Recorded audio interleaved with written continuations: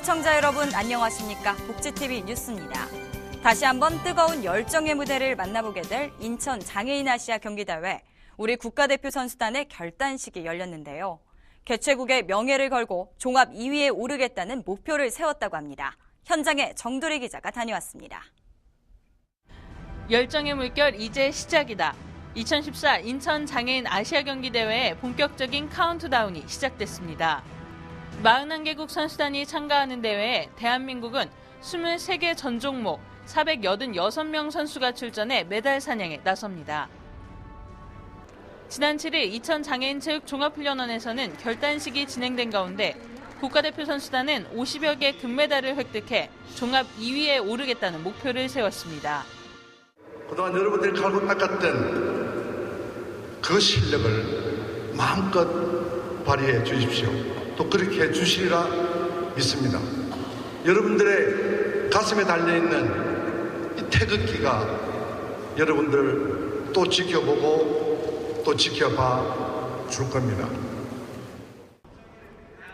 양궁과 사격, 보치아, 탁구 등 강세 종목을 시작으로 국가대표 선수단은 최고의 무대를 만들겠다고 다짐을 새겼습니다. 모든 종목 선수들이 정말 땀 흘리면서 고생 많이 했고요. 종합 2위로 성기 꼭 이룰 수 있도록 아마 전 선수들이 최선을 다할 거라 생각합니다. 많은 걸 걸고 이렇게 준비를 했습니다. 그래서 최선을 다해서 메달 꼭 따오도록 하겠습니다. 파이팅!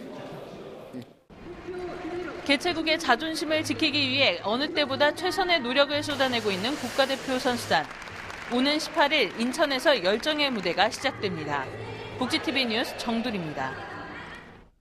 전국 시도교육청이 어린이집 보육료 관련 사업비를 내년 예산에 편성하지 않기로 했습니다. 이 혜택을 보는 어린이는 125만 명에 달하지만 당장 내년부터 보육료 지원이 중단될 위기에 처했습니다. 정유림 기자입니다. 전국 시도교육감들이 국회에 모였습니다. 이들은 내년도 누리과정 예산 중 2조 2천억 원에 해당하는 어린이집 보육료 예산에 전액 편성하지 않기로 결의했습니다. 어린이집은 보육기관이지 교육기관은 아니기 때문에 시도교육청이 예산을 부담할 수 없다는 겁니다.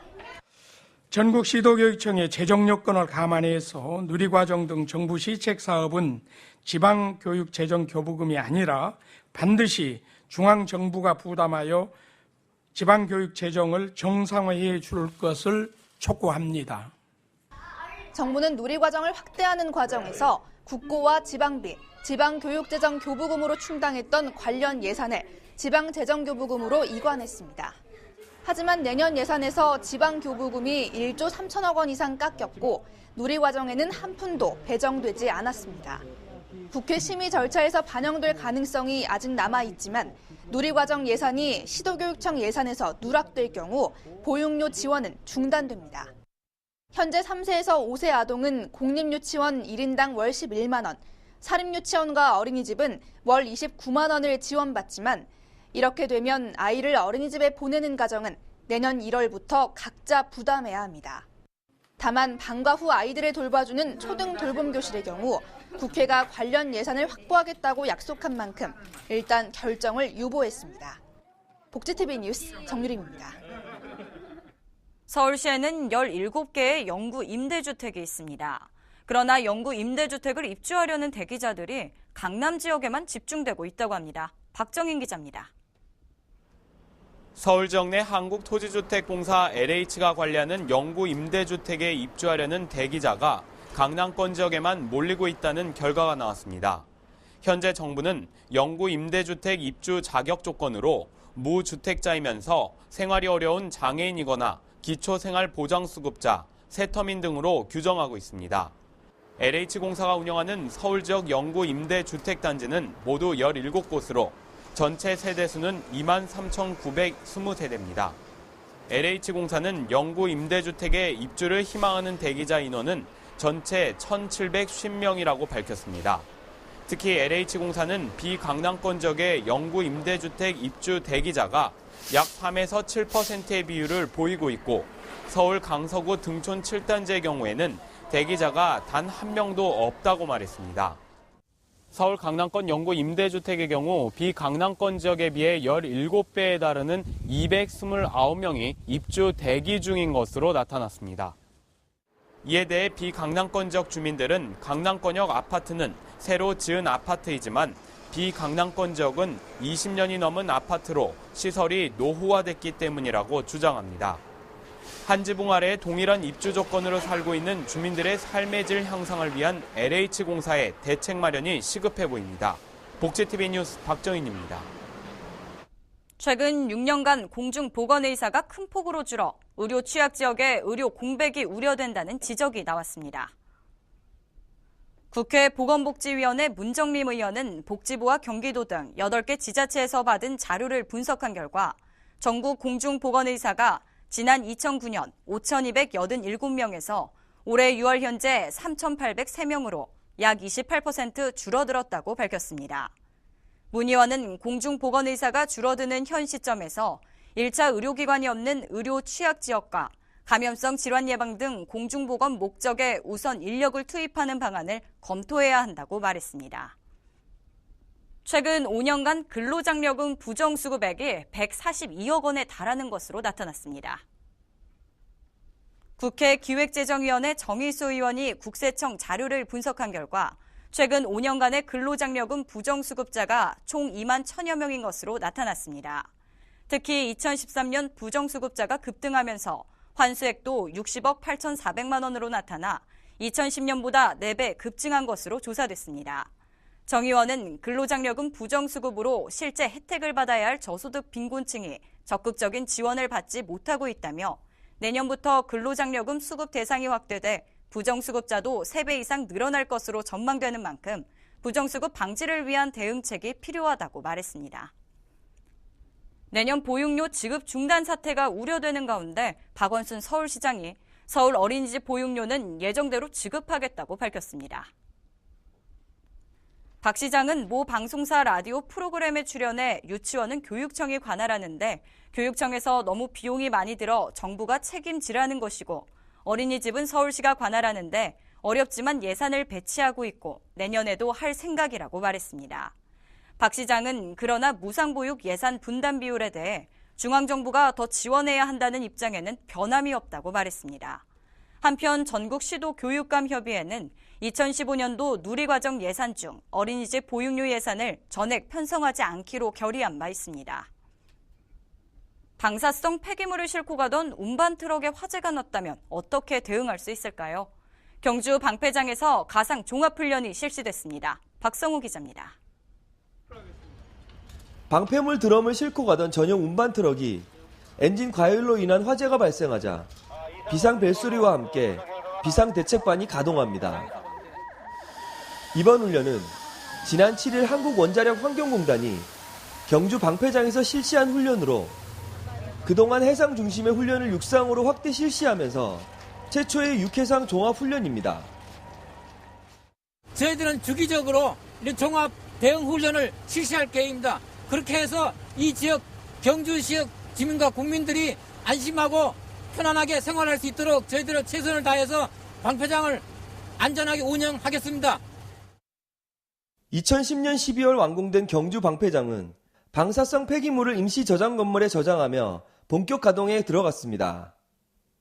경주 방패장이 임시 저장 시설에 임시 보관할 수 있는 폐기물 양은 총 4,000드럼으로 관계자의 말에 따르면 안정성에 문제가 없는 것으로 파악됐습니다. 비록 가상훈련이었지만 시기적으로 방패장의 본격 운영을 앞두고 종합적인 안전점검과 대비책을 세웠다는 점에서 그 중요성이 매우 큽니다. 포항에서 복지TV 뉴스 박성호입니다.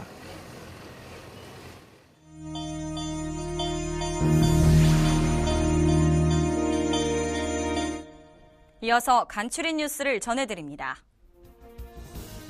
사회 경제적으로 취약한 위기의 청소년을 법과 사회복지를 통해 돕는 청소년 법률지원센터가 경기도 부천에 문을 열었습니다. 센터는 부천 시민학습원 2층에 위치해 있으며 변호사와 사회복지사, 행정 담당 직원으로 구성되어 있습니다. 경상남도와 진주 경상대병원이 선택진료비 전액 감면 지원을 위한 협약을 체결했습니다. 이번 협약을 통해 취약계층의 선택 진료비가 전액 감면되는 한편 경남도는 이번 협약 체결이 도민의 건강 증진을 돕고 공공보건 의료사업 수행에도 기여할 것으로 기대했습니다. 시민과 사회, 종교단체로 구성된 아시안게임 남북공동응원단은 지난 7일 열린 해단식에서 장애인 아시안게임에서도 한반도 평화 서포터즈를 구성해 남북공동응원을 이어가겠다고 전했습니다. 부산시가 복지 사각지대가 없는 문화복지도시 창조 사업의 하나로 시민 건강과 안전을 위한 O210 가이드라인을 도입합니다. 이를 통해 응급의료 서비스 5분 내 제공 시스템, 긴급 상황 시 5분 내 119 도착 시스템, 걸어서 10분 내 도서관 이용 시스템 등의 구축 사업이 실시됩니다. 충북도 교육청이 장애 학생과 비장애 학생 간 이해의 폭을 넓히고 소통할 수 있도록 정규 교육과정과 방과 후 시간에 수화반을 개설해 운영합니다. 이번 결정은 김병우 충북교육감의 공약 이행 계획 발표에 따른 것입니다. 경주시 장애인 종합복지관이 주최하는 제12회 지역주민 한마당 행사가 열렸습니다. 장애인에 대한 편견을 해소하고 장애인 복지를 알리기 위해 마련된 이번 행사에는 최양식 경주시장을 비롯한 복지관 이용인, 자원봉사자와 후원자 등 700여 명이 참석해 장애인과 비장애인이 화합하고 소통하는 시간을 가졌습니다.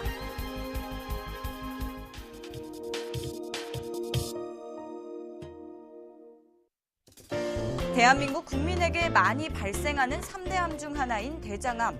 대장암의 경우 혈변을 대표 증상으로 여기는데요.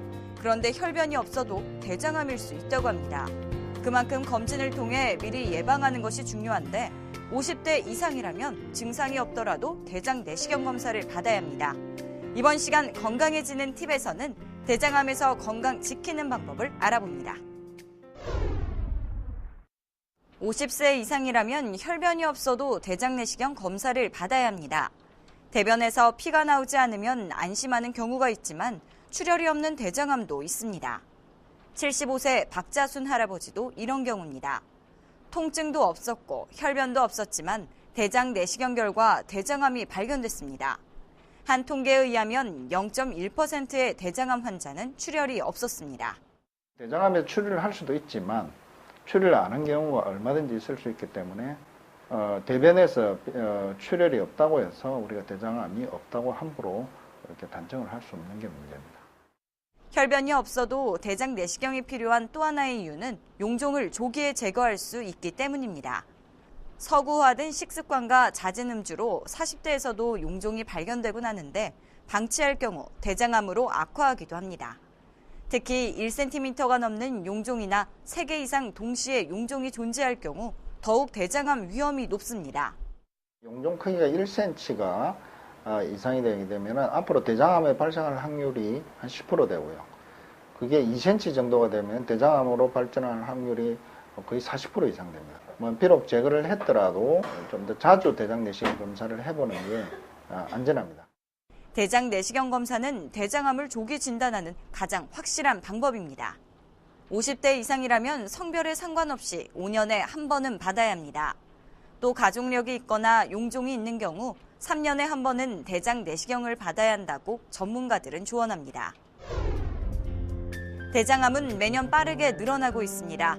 서구화된 식생활로 섬유질의 섭취가 줄고 육류와 지방 섭취가 늘어나는 것이 주요 원인이라 할 수 있는데요. 충분한 섬유질 섭취를 위해 야채와 과일을 자주 먹고 칼슘과 비타민 D가 든 음식을 섭취하면 대장암을 예방할 수 있습니다. 파란 하늘과 길가에 핀 코스모스가 참 아름다운 때입니다. 지역 곳곳에서도 다채로운 축제로 관광객들을 맞이하고 있는데요. 그냥 지나치기엔 아쉬운 요즘, 사랑하는 사람들과 소중한 추억 만들어 보시면 좋을 것 같습니다. 이상으로 복지TV 뉴스를 마칩니다. 시청해주신 여러분 고맙습니다.